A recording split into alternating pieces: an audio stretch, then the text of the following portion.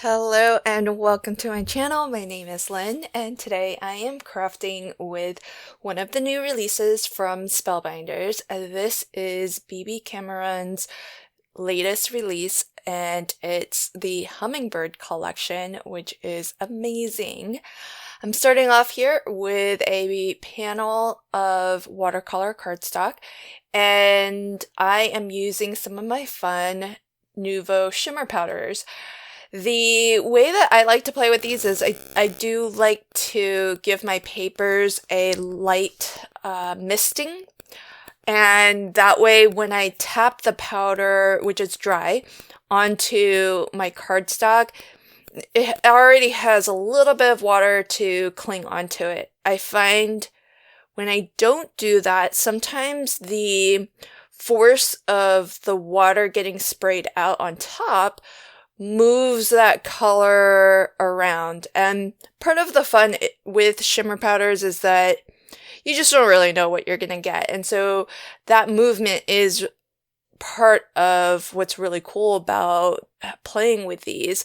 But there are times, especially with what I'm trying to do today, where I'm mixing two different powders to get a little bit color variation, or I should say even more color variation, because with most of the shimmer powders, it's actually a couple different color pigments that are water soluble. So that's what's happening when you spritz with water. You're activating that pigment and the color really starts to bloom. I always forget to tape down my water paper to start, but it's probably a good idea to do that at the beginning so that your paper doesn't curl up. And if you are like me and you do plan to spritz and use a lot of water, definitely use watercolor paper because it's designed to actually hold a lot of water and not pill up.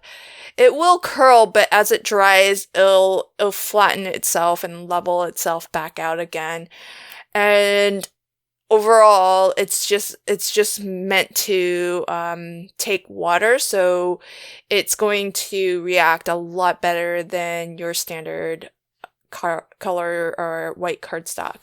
So all I'm doing is just tapping some of the powder wherever I want it.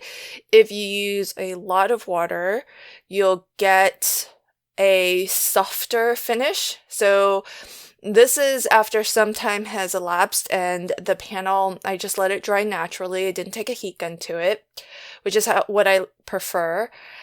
And you can see where it feels like very soft and almost blurry in a sense.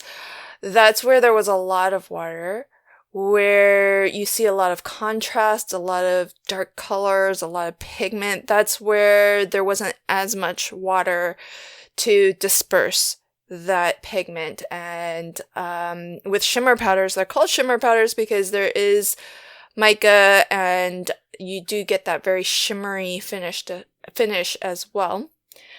And what I like to do is go in with another color for a second layer, and so I've chosen something that has a touch of gold. And so I'm just being very sparse with the gold. I don't want it to totally take over. And here again, after a little bit of time, you can see some of that gold did kind of settle in, fade back a little bit more. As the water dries, it's going to spread out and as it gets soaked into the cardstock. So that's going to blend out a little bit more. And I made this panel so that I could cut this huge hummingbird die. It's fabulous. So this is designed for folks who do like to make their larger cards. It fits really well onto a 5x7 card, which is what I'll make today. But if you like to make even larger cards like 8x8, this would be fabulous as well. So I really, really love that this collection is a little bit more tailored to larger card makers, because I think that that really just gives a lot more kind of options for folks who do like to make the larger cards, because I always find when I'm making a larger card, it's a lot of space to cover. So especially when you don't have a lot of large dies like this, you do end up having to collage up a lot of elements, or just be creative about how you fill that space. But you'll see my card is going to be super simple. A lot of it is just to let this hummingbird and all that work that we put into making that panel shine. And so I don't want to do too much else with it. I have this word die here. It's actually from the large die of the month, and it's fabulous. It's a really thin font, which I know, for me, it can be kind of hard to work with because getting the glue behind there is a little bit tough. But I love it, and I love it in particular because it does have the shadow or the bubble layer. And so you can really make sure that that sentiment, even though the font is really thin, it can, that bubble or shadow layer can really help it to stand off of the background and be much, much more legible. If you look at this die set here for the hummingbird, there's a lot in here, and a lot that I'm not going to use, in fact. But because we have this beautiful panel, I'm going to die cut another piece.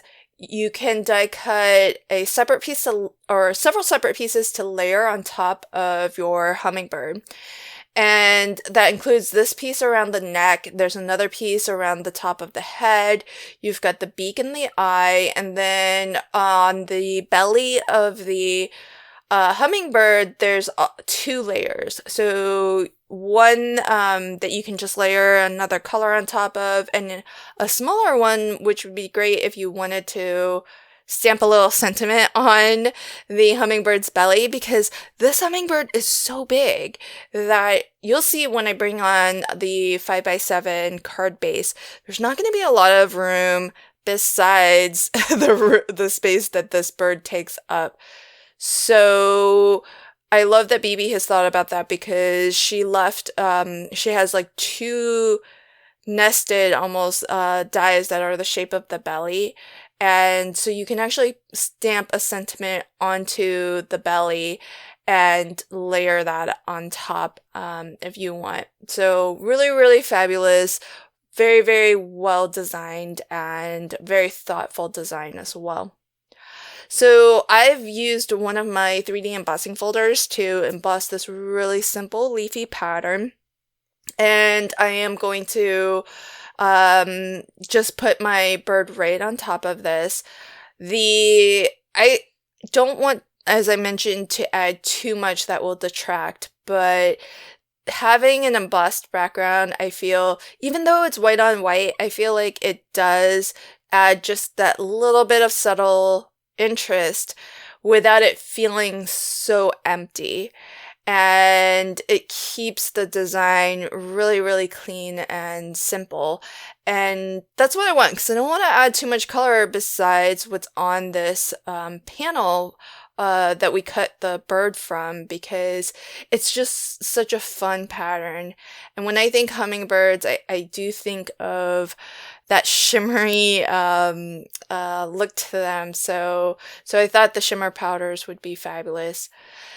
The sentiment, again, keeping it super simple, but I did also die cut the word die from that same panel that we made. So everything matches, all the colors match, and because I've already got that little bit of black in the beak and the eye, I think the black shadow layer behind the word die helps to set it off so that you can read it for one, but it does also create a little bit of an anchor point with another spot of black there. And I'm using some of my 3D glue gel to adhere that so that I can get it as flush as possible, since there's so many layers. Parts of it's going over the hummingbird, parts over the embossed folder background. And I did add some Nuvo drops, some glitter drops in 3 different colors, a gold, a green, and a blue. You'll see that in the finished final photos that I share out to my Facebook page and my Instagram. If you want to check that out, you can see that there. But I just really love all of the colors in this hummingbird. It's really fun and really easy to do too. I hope that you enjoyed this card. I'll leave links to everything in the description box below. Until next time, happy crafting and have a fantastic day. Bye!